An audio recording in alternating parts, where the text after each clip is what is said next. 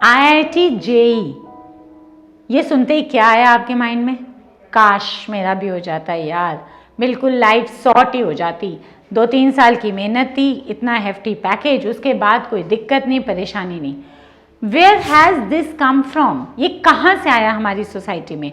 ये हमारी Indian society की सोच की देन है।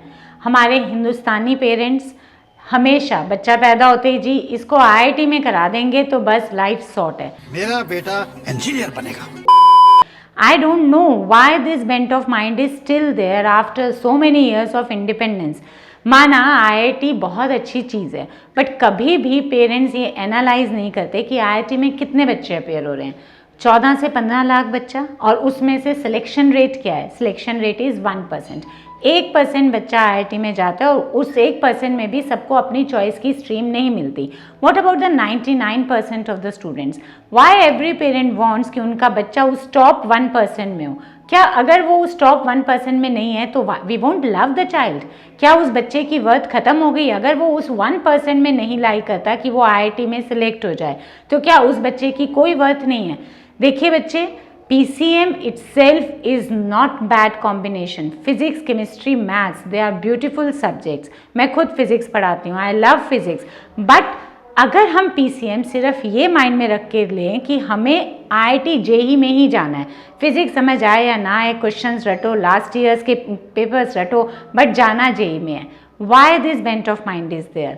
And when the result is 1%, क्यों हम बच्चे की एबिलिटीज़ को, उसकी स्किल्स को, उसके IQ को, उसके टैलेंट को, उसके इंटरेस्ट, हॉबीज़, हर चीज़ को दरकिनार रख के उसको PCM लेने के लिए डायरेक्टली या इनडायरेक्टली फोर्स करते हैं? बहुत सारे पढ़े लिखे पेरेंट बोलते हैं कि हमने तो फोर्स नहीं किया, बट इतना पीयर प्रेशर और इतना घर में शुरू से एटमॉस्फेयर इस तरीके का क्रिएट कर देना कि बच्चा डायरेक्टली या इनडायरेक्टली इन्फ्लुएंस होकर सिर्फ नॉन मेडिकल लेने की कोशिश करता है या MBBS की तरफ जाता है। ये भी हमारा एक एरिया है जिसे मैं अगली किसी वीडियो में टच करूँगी। बट जो बच्चा नॉन मेडिकल लेता है उसको पहले 6 महीने तक यही होता है कि मैंने IIT में जाना है, एंड उसी के एवज में पेरेंट्स उसको ब्रांडेड कोचिंग इंस्टीट्यूट्स भी ज्वाइन करा देते हैं, which are no longer institutes, जो कि बिजनेस सेंटर्स हैं।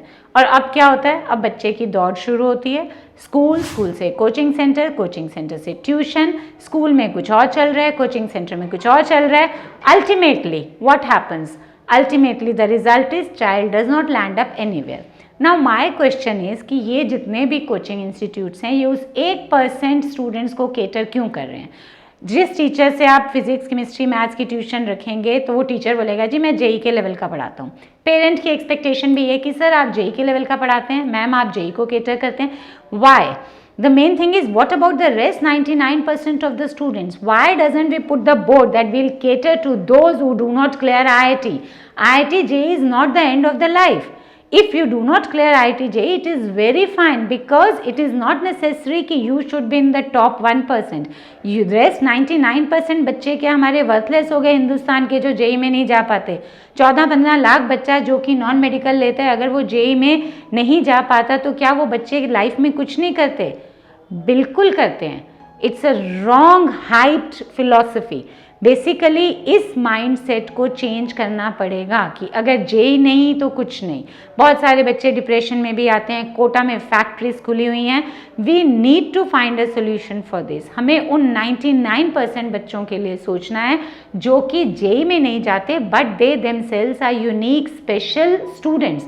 अगर वो किसी भी प्राइवेट कॉलेज से इंजीनियरिंग करते हैं, इंजीनियरिंग में भी there passion, they may love physics, they may love mechanics, they may love chemistry, maths, so उन्हें इंजीनियरिंग तो करनी है, so they may do engineering for any private colleges. ऐसा नहीं है कि प्राइवेट कॉलेजेस की कोई वैल्यूज़ नहीं है या प्राइवेट कॉलेज से निकल के उन्हें अच्छी प्लेसमेंट नहीं मिलेगी। They can go abroad for studies, they can later on start their own startup also. और अगर उन्हें अब्रॉड जाना है तो then what do they need? They need board marks. क्यों नहीं हम उस 99% वाले 99% बच्चों को बोर्ड्स के लिए प्रिपेयर करते हैं। हमारा पूरा एजुकेशन सिस्टम, लाखों स्कूल CBSE एफिलेटेड हैं, 12th की प्रिपरेशन कराते हैं, फिर हम उस 12th के बोर्ड मार्क्स को क्यों नहीं फोकस करते। If they focus their 12th board marks, so that will also basically added up in their profile. If they have to go abroad, their profile building will take place, then their 12th marks are also going to matter. Although what matters the most, what is the most important thing is their personality. If they work on their skills, if they work on their capabilities, जहाँ पे भी उनका bent of mind है वहाँ पे खुद को upgrade करें, नॉन मेडिकल लें, बहुत खुशी से लें, इंटरेस्ट से पढ़ें, not with the burden, not with यहाँ पे हमेशा हथौड़े नहीं जेई के बजाने हमने बच्चों के दिमाग में। They should run after the knowledge, they should study. So बच्चे always remember, IIT JEE is not the end, it is the beginning. हर बच्चा सुंदर पिचाई नहीं हो सकता कि JEE करके उसने गूगल का CEO बनना है, पर हर बच्चा यूनिक है। If you will find the students who and do not take admission in JEE, who are not able to crack JEE, 10 साल बाद you will find them very successful students. I have been teaching hundreds of students, और मैंने तो सारे बच्चों को finally बहुत, अगर फोकस्ड रहेंगे, डिटर्मिन्ड रहेंगे, एक रास्ता पकड़ लेंगे और जो भी करेंगे अगर उसमें मन लगेगा, मन से करेंगे, love the subjects, love the your profession, be good at it, then you will ultimately reach the pinnacle of your success.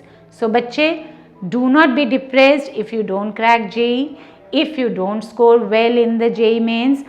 Do attempt it, try it out, but don't think that this is the end. If you don't crack it, it means it is something, beginning of something very new for which you are destined for. Thank you.